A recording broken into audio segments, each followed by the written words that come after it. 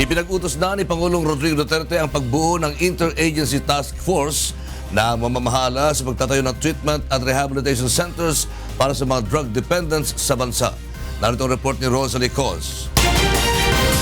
Nilagdaan na ni Pangulong Rodrigo Duterte ang Executive Order No. 4 na nag-uutos na bumuo ng isang interagency task force na tututok sa pagpapatayo ng isang rehabilitation center sa bawat probinsya. Sa kabuuan ay may 81 mga probinsya sa bansa, subalit 16 lamang ang DOH-accredited rehabilitation centers. Hindi ito sapat para sa 700,000 drug dependents na una nang sumuko sa mga otoridad. Batay sa EO No. 4, itatayo ang mga rehabilitation center sa mga military reservation at ang Interagency Task Force ang tututok dito.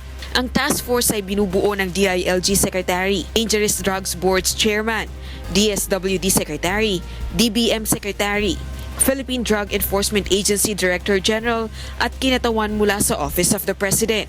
Ang Department of Health naman ang intasang mag-ooperate, magmamantine at mamamahala sa mga naturang drug abuse treatment and rehabilitation centers.